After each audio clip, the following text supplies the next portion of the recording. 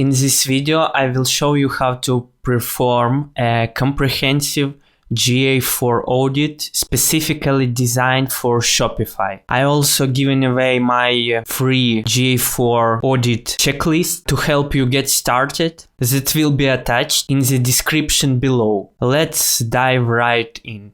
My GA4 audit checklist divided into 5 sections. First section is basic configuration that we walk through to check all the required parameters. Then we check product linking, then reports configuration, data accuracy, and I'll show you some optional steps. First, we need to check our country and time zones matches Shopify.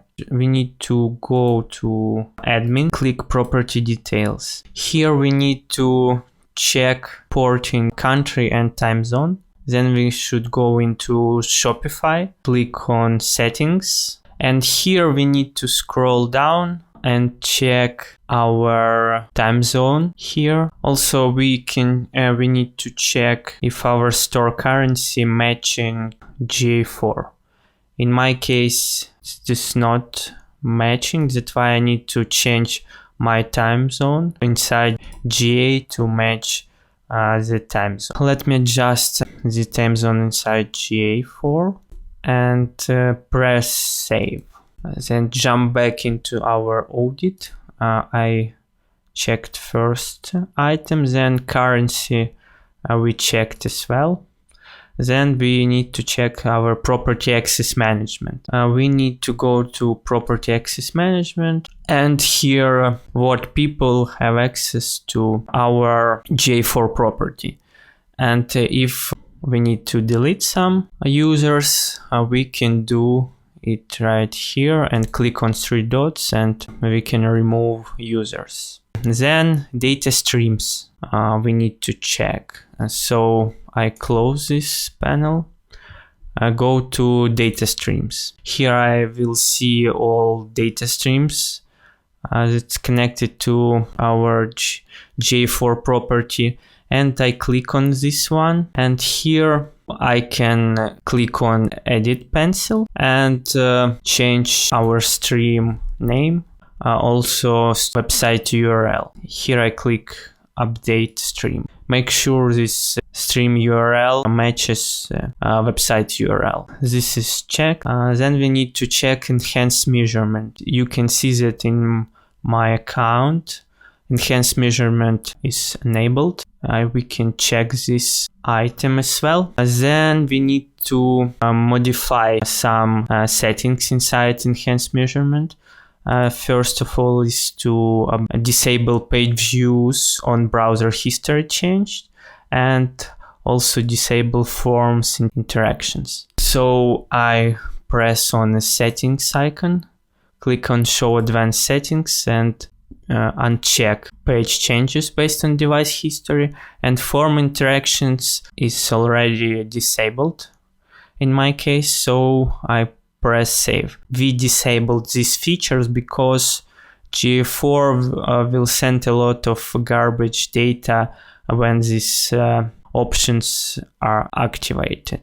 If you are using a standard Shopify store and you don't use a single page application, it is better to disable these options. So I check these 2 items, and then we need to check domain configuration. Scroll down, configure tag settings, click show more, and here you can see configure your domains. We need to enable this option if you want to enable cross-domain track. If you have a website blog and Shopify store on different domains, then you need to add here all your domains, like this one, demostore.com, and blog is on a separate domain like this one. So you just list here all your domains and press save. So we check this item. Then we need to check include user provided data enabled. Here we scroll down and click allow user provided data capability. Here we need to enable this toggle if it's disabled, and also this checkbox should be checked. Then we need to check if our Universal Analytics events are turned off. So we see the option below, select Universal Analytics events, and this toggle is disabled. It should be this way, so if it's enabled in your case, you should disable it. And then we need to define internal traffic. Here there is an option define internal traffic, and here we should exclude all our internal IP addresses. If you know all the IP addresses of your employees, you can add it here.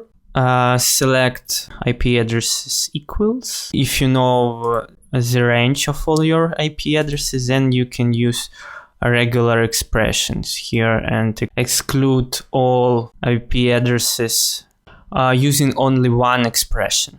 And we need to click create and close this menu. Then we need to remove unwanted referrals. If we scroll down, you see list of unwanted referrals. For e-commerce stores, unwanted referrals will be payment gateways. This is an important step. That's why you shouldn't skip it. And here you need to provide list of all payment gateways to show the correct sales attribution inside GA4 reports. That's why you can add here payment gateways like paypal.com, stripe.com, and so on, and click save. Then we need to check our sessions timeout and time of engaged session. It should be for session timeout at least 30 minutes, and for engaged session at least 10 seconds. Here we click on adjust sessions timeout, and here we could check these settings and modify. If you know that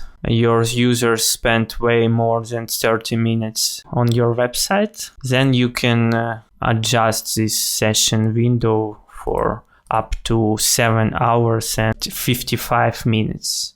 And engaged sessions you can set up to 60 seconds. Let's go next. Google Signals. I close this window, and web streams details I also close, and go back to admin here. And for Google Signals, I need to click on data collection. Here you will see Google Signals data collection, and I need to turn it on. It helps to better identify users cross device. So I click on turn on. Then I need to check if user provided data is enabled. If I scroll below, we have this option to turn on user provided data collection. You can see that it's improve conversion measurement for Google Ads capabilities. That's why it's better to turn it on as well. So I click turn on, change the toggle, and click turn on. And then granular locations and device data collection activate. It is right below our previous item. And here we can modify how we want to collect data for a particular regions. We can allow all or disallow all, or turn off granular data collection for specific countries. It's checked, and then let's check ads personalization regions customized as needed. We already checked this ads personalization for regions. That's why I check these items as well. Then we need to exclude our internal traffic. So we defined the internal traffic, but we need to exclude it. So I click on admin. We need to exclude it to apply internal traffic filtering to our property. That's why I click on data filters, click here create filter, internal traffic, add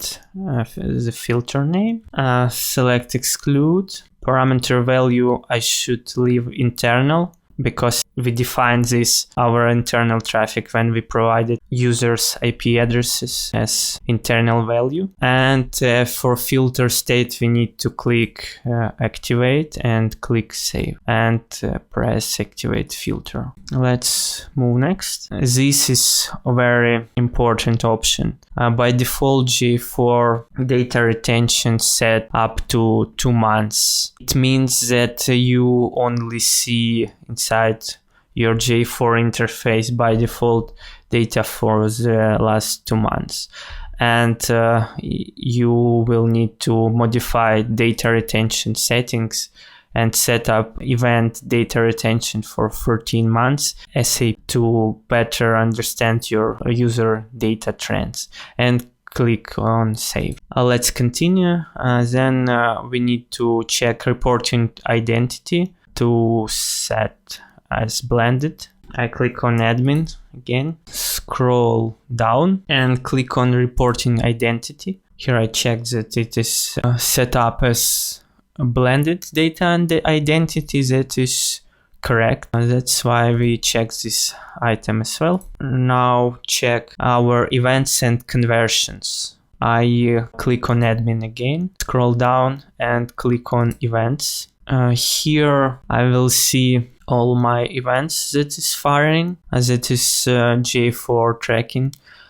In my case, it is missing data because it is a demo property. Let me show you how it looks on Google Merchandise Store.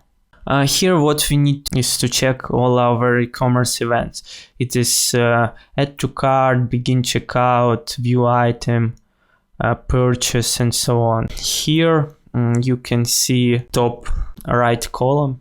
It is called mark as conversions. Here we need to make sure that we enable conversions for the most important event. In our case, it is purchase. It is enabled by default, but you can toggle this checkbox. Also, you can add other events as conversions, but I suggest to leave conversion event as purchase only. So this is checked. Then let's check our audience. Click audiences. Here we can check our audiences. By default, it is showing all users and purchases, but we can check our custom audiences and create a new one, and these audiences can be shared with Google Ads. Then let's verify channel groups. Let's see our channel groups and create the new channel groups if needed. Click on admin and click on channel groups. It is by default showing default channel group, and it is how Google categorize our traffic. Here we can click and see what rules Google applies for each traffic source and how it categorizes traffic. Unfortunately, we cannot modify the default channel group, but if you want to create a custom channel group, you can click create new channel group and change how you want to categorize your traffic by source, medium, source platform, campaign ID, or campaign name. You can rename a channel group name and save it here. So this is checked. Let's see our attribution settings. I click on admin again, scroll down and click on attribution settings. Here we can switch between what reporting attribution model we're gonna use. It has two options, last click or data driven, and data driven set up by default. Here we will see some additional settings if we link our Google Ads account, and below you see the conversion window. By default, click-through conversions tracking as 30 days and all other conversion events tracking 90 days. You can modify if you want based on your sales cycle. So first part of the audit is finished. Let's next check our product linking. Let's make sure to link our Google Ads. I click on admin again, scroll down, and here you see product links. When I click Google Ads links and click on link, here I can click and choose my Google Ads account, configure settings, and link it to GA4 Google Ads we checked.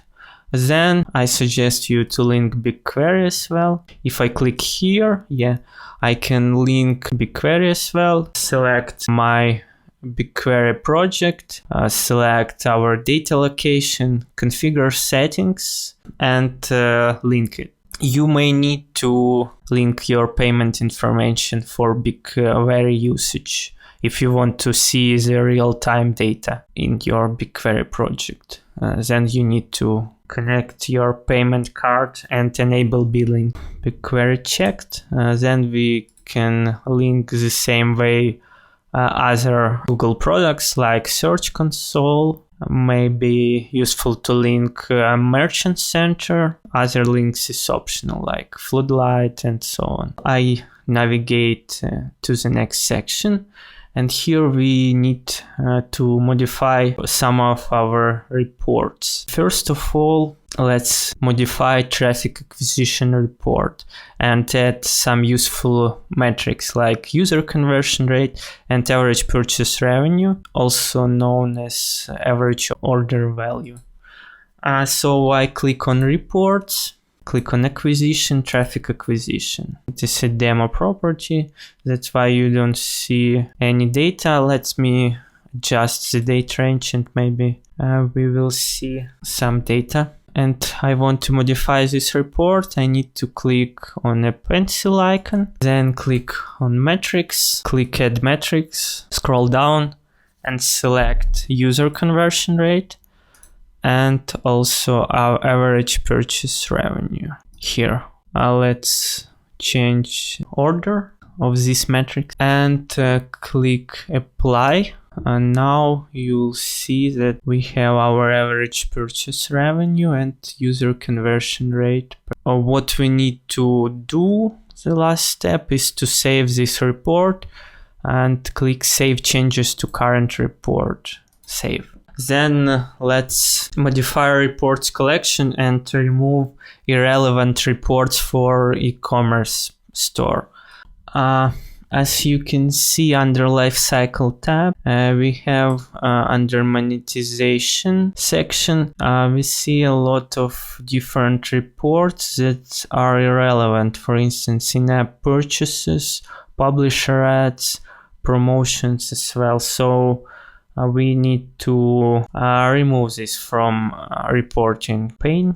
So let's click on library, click on lifecycle, add in collection. Here I scroll down and click on X icons to remove in-app purchases and publisher ads. And click save, save changes to current collection. And then I click back. And if you can see right now, we removed these items. I've checked this as well. It is better to publish Search Console reports.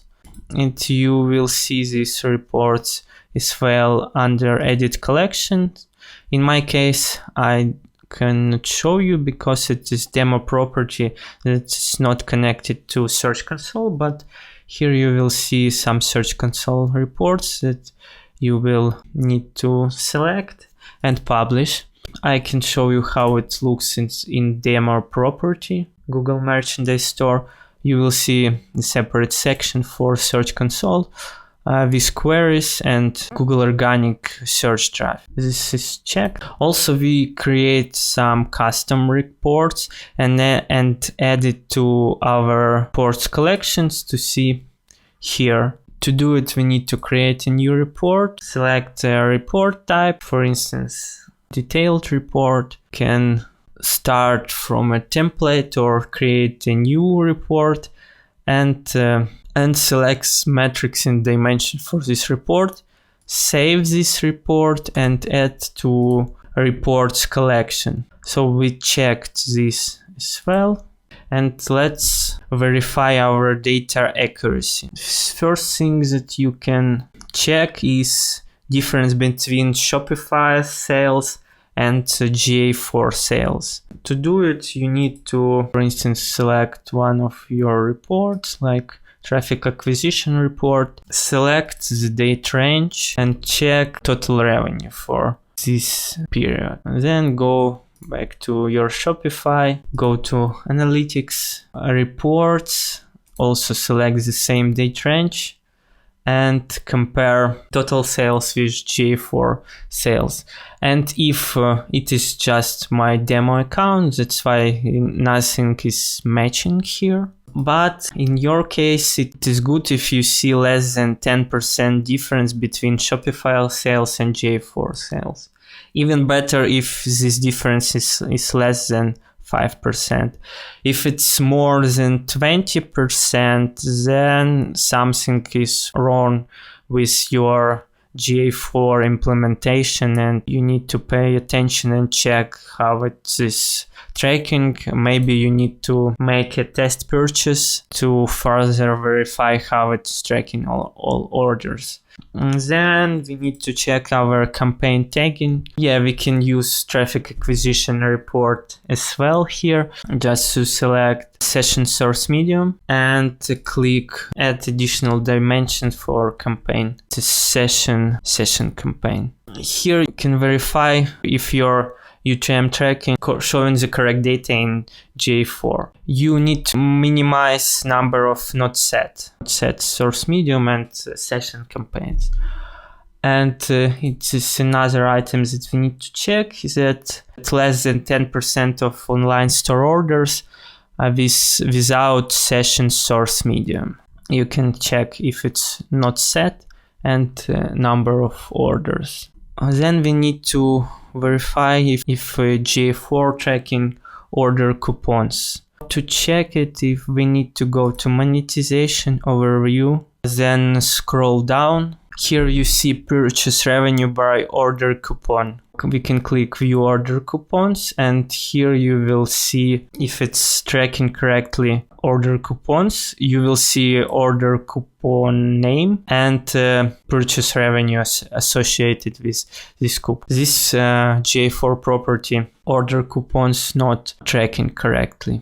And let's check out our funnel performance. You should navigate to purchase journey and here you will see the default funnel as it is showing how users navigating through website and is tracking by default session start, view product, add to cart, begin checkout and purchase. Here make sure there are no drops, that all events are showing correctly without zeros. It is a demo property that's why we don't have a lot of data. So I can show you on Google Merchandise Store how it looks like, and you can verify your funnel by device category, browsers, regions, and so on to check if everything is working correctly. Also, you can modify these steps, for instance, remove some steps or add additional steps like view item list and so on. Then let's check our items category tracking. Click on e-commerce purchases and here you will see all your purchased products, how many products viewed, added to cart and purchased, and total revenue. Make sure that items viewed and items added to cart not missing. Also here we can verify items category. Here you will see different items category and if it's tracking correctly items category in your case. So we check this. The last thing, let's check if we have duplicate transactions. To do it, we need to go to Explore and click blank and create a new report. We click on dimensions and search for transaction ID. Select this one. For metrics, let's check revenue. Let's select purchase revenue. Double click on transaction ID and purchase revenue.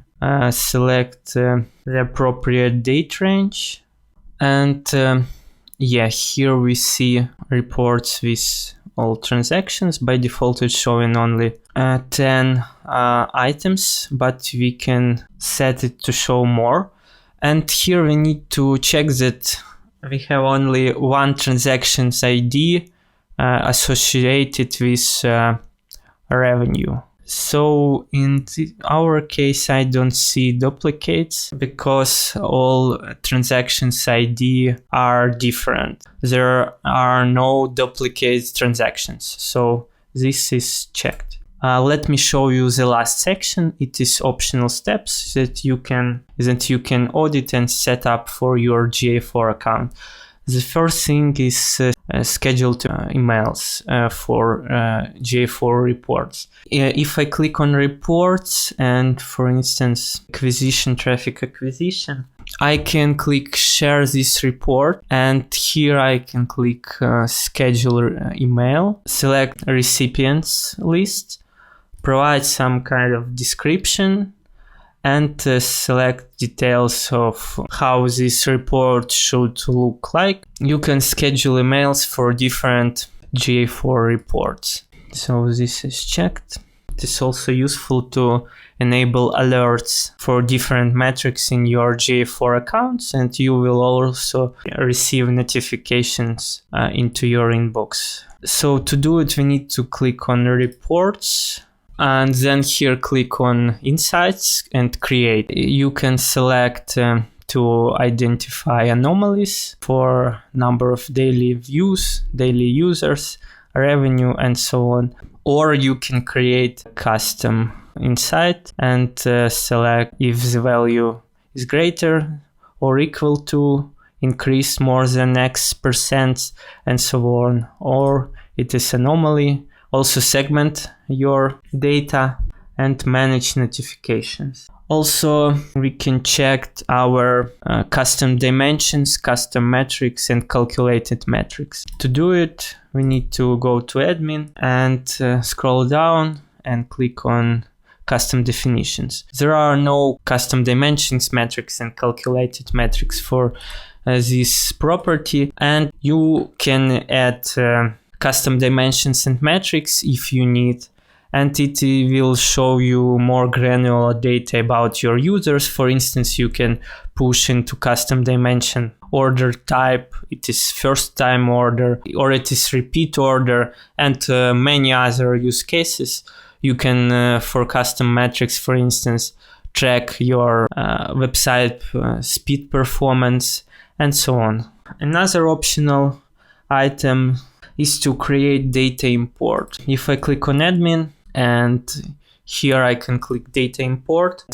When I click create data source, I can select what data I want to import in my GA4 property. It can be offline purchase data, it can be item data, and it can be cost data. By the most popular example is to import cost data to see, for instance, how your Facebook ads performing, and we can import Facebook ads cost data and see the performance inside GA4, compare the attribution with Facebook ads, and so on. So it can be useful, and you can do it manually or select automatic cost data import. And the last step can create custom reports. As I showed you before with duplicated transactions, if I click on Explore, I can create different types of custom reports to better understand my user behavior. You can download my free GA4 Audit checklist in the description below this video. I hope this video was useful. Make sure to subscribe to my YouTube channel not to miss new videos about e-commerce analytics.